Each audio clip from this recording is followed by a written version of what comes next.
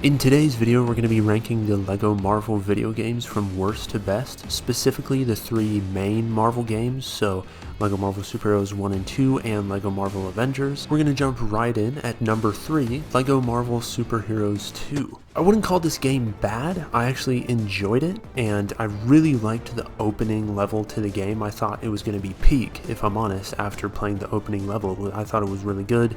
The boss fight and everything, I was really excited for Kang as the villain. But after that, it just got worse. Now, the story of this game is a direct follow-up to the first LEGO Marvel Superheroes video game. At the end of the first game, the Guardians show up and Black Panther and everything. And then in this game, we start off with the Guardians, so it's kind of it's a sequel, right? With it being a sequel, the X-Men and Fantastic Four aren't here, and obviously that's due to complications with like licensing and stuff like that, so they weren't able to get those characters in the game.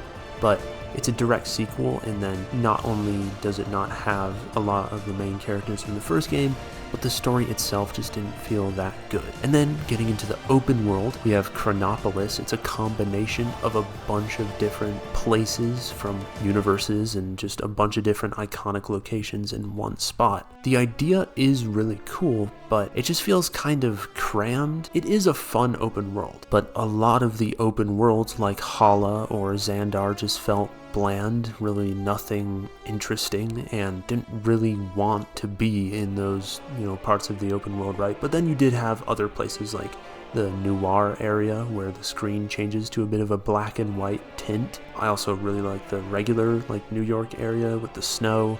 Nueva York is actually pretty cool. Funny, all three of those are New York areas. But again, the concept, the idea of the open world of Chronopolis is really cool. You've also got things like Nowhere, where you can fly up into the sky. The sky changes to space, and suddenly you're on Nowhere. Unfortunately, when you go inside the Celestial Skull, there's not really anything to do. There's just a small room with one side quest, if I remember correctly. You also have Adelan in the sky. Forgive me if I pronounced that wrong. So you got two open world places in the sky, and then you can also go down under the water in front of New York and actually discover an underwater city as well. There are definitely pros to this game though, like the character roster is massive. There's cards that you can read for every single character that tell you cool information about the character, which no other LEGO Marvel game has done, and the selection is massive. Of course, they're missing the X-Men and Fantastic Four, but I can sympathize with that because of the issues LEGO ran into. They've got things like the Infinity War DLC with Thanos, who's one of the coolest characters across all LEGO Marvel games. The slam attack looks so good. He also has a floating chair. Doesn't like standing up. And the character customizer for this game is really good as well. I've never really cared much about character customization in LEGO games. I just like playing as iconic characters that I love. But character customization is cool, and it's really good in LEGO Marvel Superheroes 2. And that pretty much covers LEGO Marvel Superheroes 2. I'm going to rate this game like a 6.5 or 7 out of 10. It's a solid game. Story not that good. The open world is actually decent, and everything character related is great, aside from some obvious missing iconic characters, but again, we can sympathize with that. But we're going to land around a 6.5 out of 10.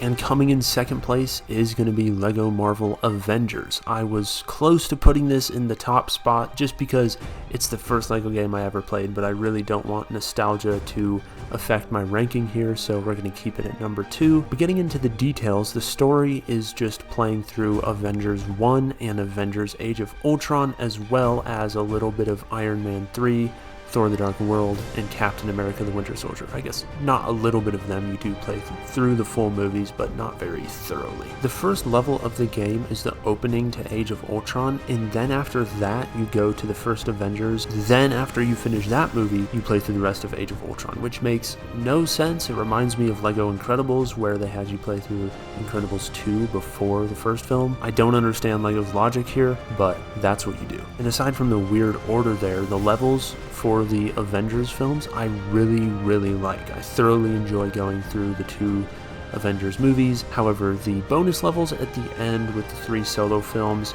just feel a bit maybe lazy or something. It's like LEGO didn't know what to do with the rest of the levels they had available, so they just made those real quick or something. I wish they would have just made the Avengers movies a bit longer, maybe add another level or two per movie, and that could be the full story. And then if you want to add solo movie stuff in, that could just be like DLC or something you unlock in the open world, kind of like the Deadpool levels in the first game. But if you like those first two movies, the story is awesome. And then getting into the open world, it is basically a copy-paste of the LEGO Marvel Super Heroes 1 open world, except it's more of a sunset setting instead of middle of the day. I actually prefer the sunset myself, but I know most people prefer the other one. And then they did obviously remove a lot of iconic locations like the X-Mansion, Oscorp, the Baxter Building, etc. And they replaced Stark Tower with Avengers Tower, which I personally also like that better. I do miss the iconic locations though. So Manhattan itself is a great open world. It's pretty large. There's a lot to do, and the soundtrack for the open world is great. The soundtrack in all three of these games is phenomenal, by the way. And unlike the first game, you can actually go inside Avengers Tower and kind of see a bunch of stuff based off like progress you've made in the game. You can fly up to the helicarrier and go inside the helicarrier. There's multiple rooms. You'll find the character customizer in there, so I guess we'll just talk about the characters for this game. The roster is massive. Although the game is based off the MCU, the character roster has more than enough comic book characters and designs. And of course, like LEGO Marvel Super Heroes 2, it's also missing the X-Men and Fantastic Four, which is unfortunate. Then again, it is an MCU game, so they can get by with it a bit more here. And there's two standouts in the character roster here. The first one is, of course, Stan Lee. I forgot to mention him for LEGO Marvel Super Heroes 2. I do apologize, but Stan Lee in this game is awesome. He's got a Stan Buster, I guess, and he can also turn into the Hulk, Stan Hulk. He also has just a basic Iron Man suit, I guess technically the Mark I. And in the suit up animation, Tony Stark actually gives him the suit. Just like in Tony Stark's animation, Stan Lee gives him the suit, which is the other standout in the character roster. Iron Man has so many suits in this game, and almost every single one of them have a unique animation for the suit up, and all the unique animations look so cool. They just put so much time into Iron Man in this game. And I take it back, there's actually 3 standouts in this character roster, because you've also got speedsters. This game has probably the best speedsters of any LEGO game in terms of speed, because they are the fastest of any LEGO game character, aside from, I believe, Sonic in LEGO Dimensions. But either way, they're super fast. There's also a glitch you can do to make them go even faster. There's lots of cool characters here, lots of MCU designs that we all love, and you get to play as Luis from Ant-Man, and he whistles. Alright, so I uploaded this video to YouTube, right? And then I told everyone that LEGO Marvel Avengers was better than LEGO Marvel Super Heroes 2. And you know what happened?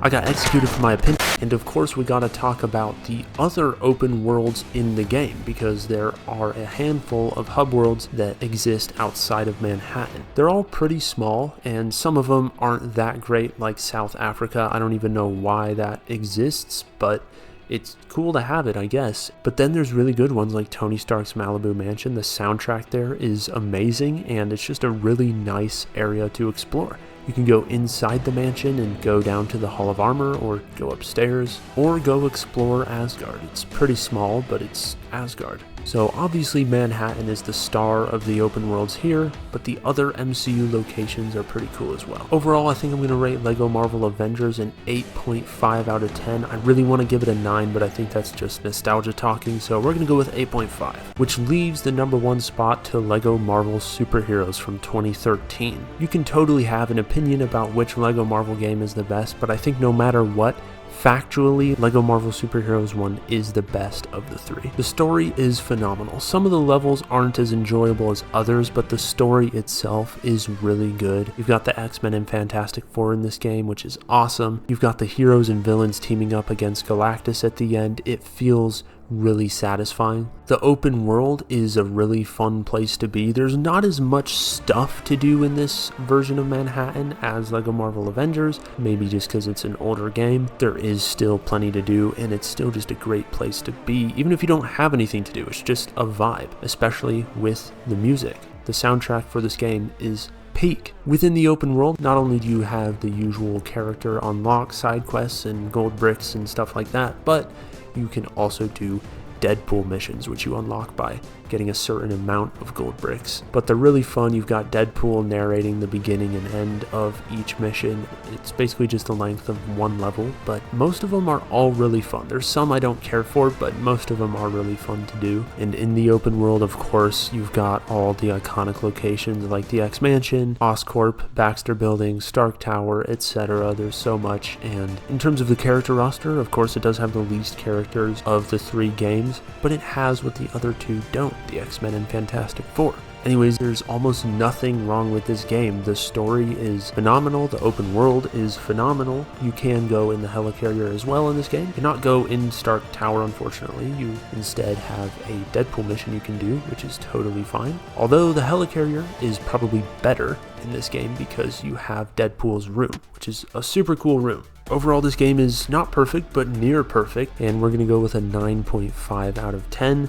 That's why it is in first place. With that being said, let me know what your favorite LEGO Marvel game is and what your ranking would be. I hope you guys enjoyed the video. Thank you so much for 3,000 subscribers. I really appreciate everyone who watches these videos, and I hope to see you guys in the next one. On your left.